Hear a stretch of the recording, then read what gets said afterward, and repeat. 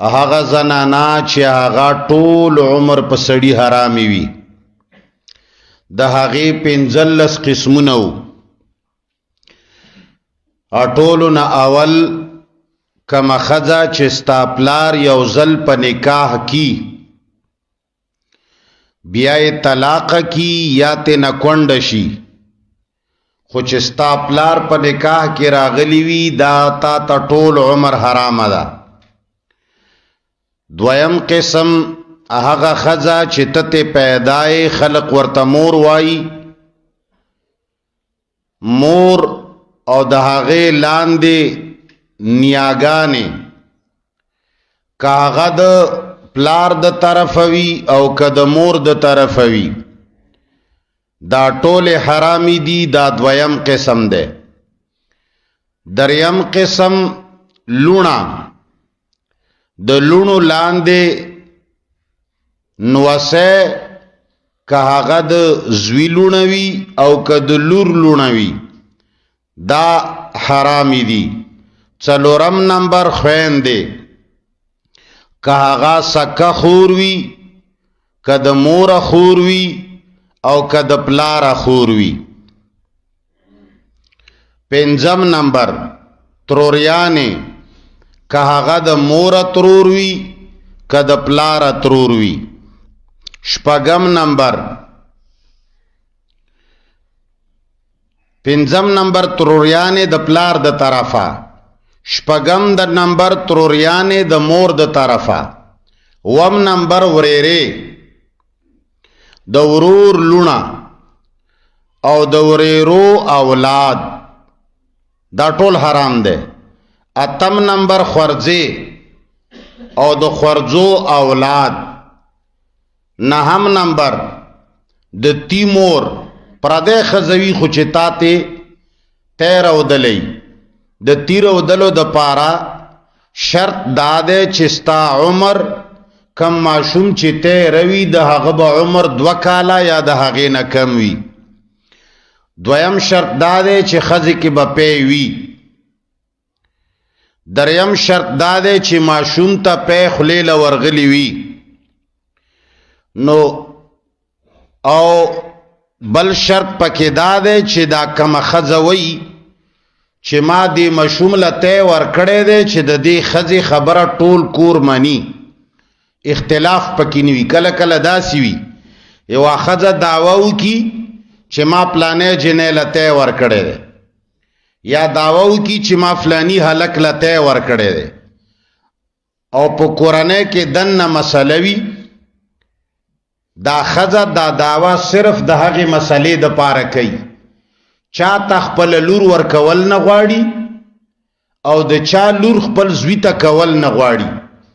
کور کې مسله وي، د سړي ورېرې وي، سړی غواړي چې زه زوی ته خپله ورېره وکم، ښځه دا غواړي چې زه ورته خپله خورځه وکم، زه ورته پلانی جنۍ وکم. دا ورېره د خاوند ورېره مې چې دا لیورځی چې ورته وایي چې دا وله ونشي، نو د هغې دپاره په دروغو دعوه وکړي چېره دا پلاني هلک له خو ما تی ورکړی دی، مقصد یې صرف خپل ګیم چلونی وي.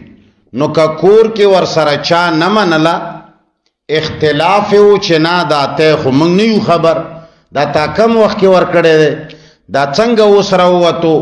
نو که چېرې اختلاف پکې و بیا به دا خلق د 2 گواهانو په ذریعه باندې تی ورکول ثابتوي. که چېرې په 2 گواهانو یې تی ثابت نه که همداسې به بیا تی ورکول نشي منلی.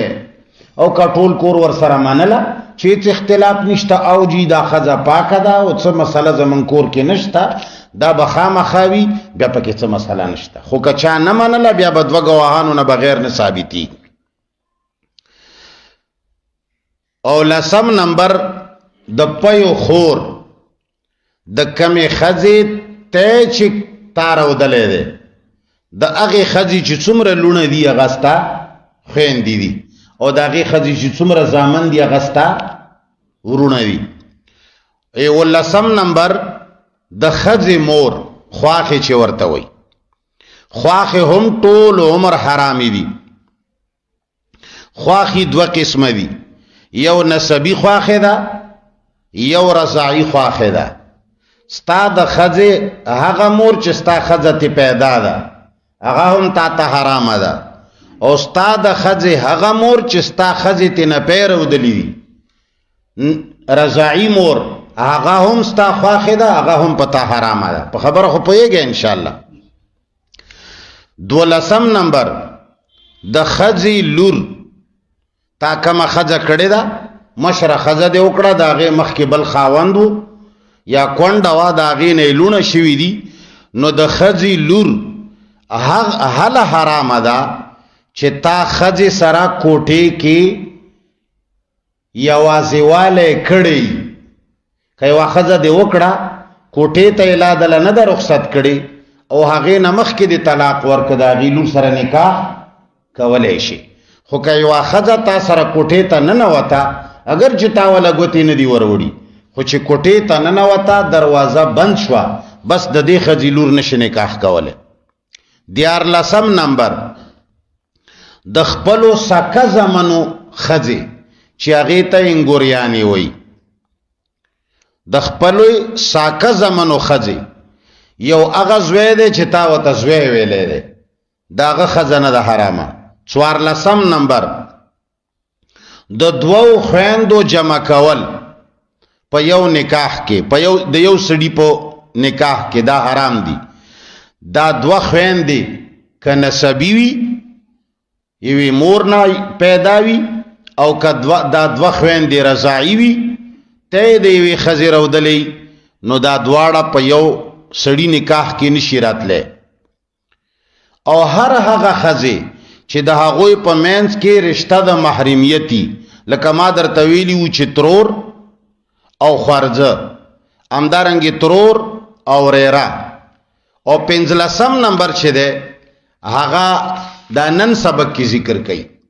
والمحصنات او حرامی دی خاوندانو والا، د کمې ښځې چې خاوند شته دی چاله یې ورکړې ده، نو بس هغه هم حرامه ده تا باندې، ټول عمر حرامه ده چې تر څو پورې هغه خاوند مړ نه وي یا یې طلاقه کړې ني.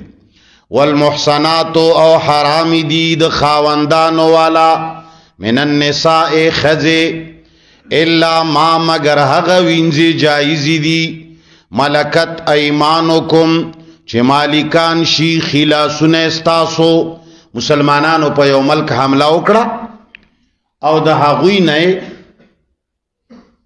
بندیان راوستل، ښځې ته راوستې، سړی ته راوستل، او امیر المؤمنین اعلان وکړ چې دا څومره قیدیان راغلي دي دا ما غلامان کړل. دې دپاره اسلامی شرعي حکومت پکار دی. موجوده دور کې دا شی نه کیږي، نشتا. اسلامی حکومت امارت اسلامی وي، هغه په یو ملک حمله وکړي، قیدیان بندیان راوستلی شي، امیر المؤمنین په هغوی باندې باضابطه اعلان وکړي چې دا غلامانو وینځي دي. نو هغې کې که کومه ښځه داسې راغلي وي چې د هغې هلته د کفارو په ملک خاوند وو، نو هغه دې ځای کې سره د دې چې خاوند دی وي هغه دې ځای کې نکاح کول جایز دي. ځکه چا کافر شو دا به مسلمان شي، نو مسلمان او د کافر نکاح شلیږي.